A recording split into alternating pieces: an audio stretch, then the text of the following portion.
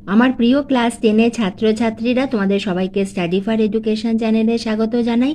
তোমাদের ভৌত বিজ্ঞানের প্রথম পর্যায়ক্রমিক মূল্যায়ন অর্থাৎ ফার্স্ট ইউনিট টেস্টের আমি ভৌত বিজ্ঞানের সিলেবাস এবং নম্বর বিভাজন তোমাদের এখন আলোচনা করে দেব। এই সিলেবাস কিন্তু মধ্যশিক্ষা পর্ষদ নির্ণীত। তোমাদের স্কুল কিন্তু এই সিলেবাসের কয়েকটি অধ্যায় বাড়াতেও পারে, কমাতেও পারে। তোমরা অতি অবশ্যই পরীক্ষার আগে স্কুল থেকে একবার কনফার্ম করে নিও তোমাদের সিলেবাসটা কি। আমাদের সিলেবাসে রয়েছে পরিবেশের জন্য ভাবনা, গ্যাসের আচরণ, আলো, পর্যায় সারণী ও মৌলদের ধর্মে পর্যাবৃত্ততা, আয়নীয় ও সমযোজী বন্ধন। এর মধ্যে আমাদের যে আলো রয়েছে, অনেক স্কুল কি করে, আলোর আমাদের অর্ধেকটা নেয় এবং তার সঙ্গে তাপটাকে অ্যাড করে দেয়, এবং অনেক স্কুল রাসায়নিক গণনা নিয়ে থাকে। সেজন্য অতি অবশ্যই তোমরা স্কুলে একবার জিজ্ঞাসা করে নিও। আমি তোমাদের মধ্যশিক্ষা পর্ষদের যে নম্বর বিভাজন সেটি আলোচনা করে দিচ্ছি। তোমাদের এমসিকিউ যেটি থাকবে 1 নম্বরে, সেখানে পরিবেশের জন্য ভাবনা থেকে থাকবে একটি প্রশ্ন, গ্যাসের আচরণ থেকে একটি, আলো থেকে তোমাদের 3টি এমসিকিউ থাকবে, পর্যায় সারণী থেকে একটি এবং আয়নীয় ও সমযোজী বন্ধন থেকে থাকবে একটি প্রশ্ন। এইভাবে থাকছে মোট 7টি এমসিকিউ।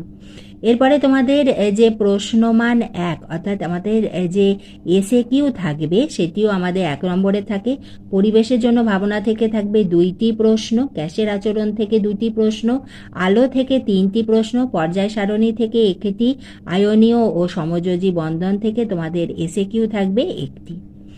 এসএ অর্থাৎ তোমাদের 2 মার্কসের যে প্রশ্ন, পরিবেশের জন্য ভাবনা থেকে থাকবে একটি, গ্যাসের আচরণ থেকে একটি, আলো থেকে একটি, পর্যায় সারণী থেকে একটি এবং আয়নীয় ও সমযোজী বন্ধন থেকে 2 মার্কসের 2টি প্রশ্নের উত্তর তোমাদের লিখতে হবে।